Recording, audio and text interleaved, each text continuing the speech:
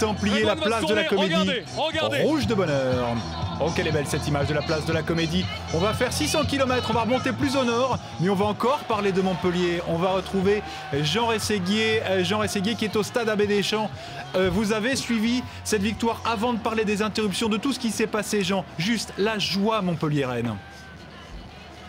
Ah, ils sont encore juste derrière moi, dans l'angle où se trouvent les 1500 supporters de Montpellier qui ont fait le déplacement, qui ont vibré, qui ont été tendus, qui ont été crispés, qui ont finalement éclaté de joie au deuxième but de John Utaka. Ils sont allés communier vers eux. On a vu Loulou Nicolin embrasser René Girard, Laurent Nicolin, le fiston, le président délégué qui est allé voir les joueurs quasiment les uns après les autres pour essayer d'en attraper un et d'en embrasser un. Mais ils partaient tous, ils étaient en train de courir vers les supporters, et c'est vrai que là en ce moment il y a une véritable communion ici au stade de la Baie des Champs à Auxerre entre les supporters et les joueurs, cette délivrance et ce premier titre historique pour l'équipe de Loulou Nicolin qui a vraiment eu du mal à tenir toute la soirée, exceptionnellement ce soir assis sur le banc des remplaçants.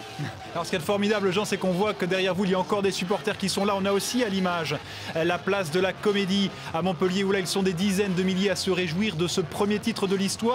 Dans la physionomie du match, dans le déroulement, rien n'a été épargné à Montpellier. Ah, ils ont dominé toute la première mi-temps. C'est vrai qu'ils ont eu beaucoup d'occasions.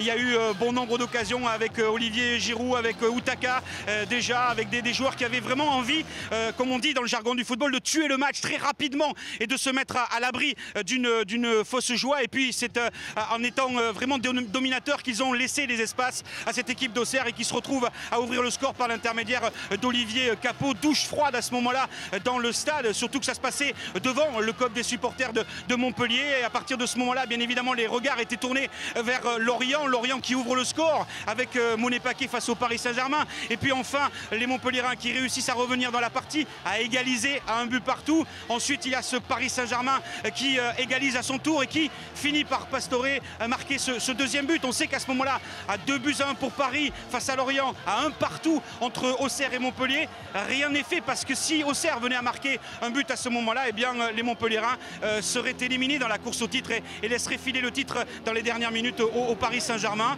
Il n'en fut rien au bout de 2 interruptions, les 2 au total qui ont duré 34 minutes dans la confusion totale. Finalement c'est John Utaka qui a doublé la mise et qui a complètement libéré son équipe, le banc des remplaçants, les dirigeants, l'entraîneur et le peuple montpelliérain, les 1500 supporters présents à la Baie des Champs et les 30-35 000 sur la place de la Comédie.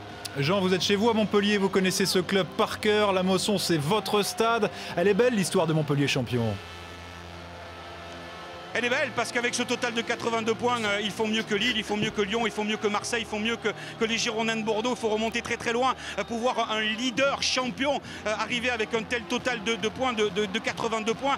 Cette équipe de Montpellier que l'on n'attendait pas du tout à ce niveau-là, bien évidemment, parce que c'est le 13e, 14e budget du championnat de Ligue 1 avec ce que représentait le Paris Saint-Germain et ces millions d'euros venus du Qatar. Le PSG était favori, mais Montpellier a su tenir le choc. Montpellier a su gagner sagement, petitement parfois, 1-0, 2-1, mais à chaque fois avec Olivier Giroud qui réalise tout de même 21 buts et qui finit meilleur buteur du championnat à égalité avec le Parisien Néné. Mais à la différence de penalty, c'est Giroud qui sera donc sacré meilleur buteur de la Ligue 1. Et c'est vrai qu'avec des garçons comme Belanda qui était absent ce soir, avec Cabella qui rentrait souvent en cours de match, avec Saï, sa défense costaud, solide, avec Hilton, on n'en voulait plus à Marseille, il a failli partir à Evian Tonon Gaillard et finalement il a signé à Montpellier avec Mapou Yanga Mbiwa qui rejoindra l'équipe de France, lui l'international espoir. Un groupe formé sur des bases d'une victoire en Coupe Gambardella et à partir de ce moment-là,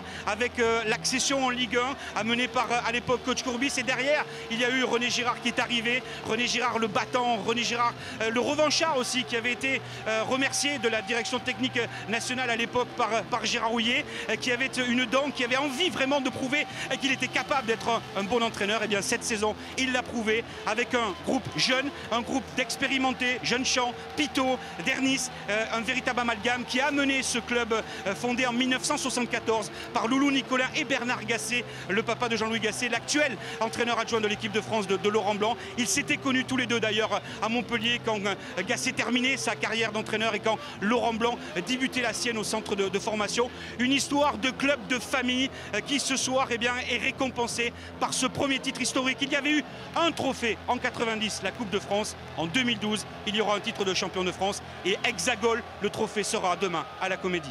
Ne vous éloignez pas, Jean Rességui, on va revenir vous voir. On va justement aller voir la place de la Comédie Wilfried Templier. C'est de la folie.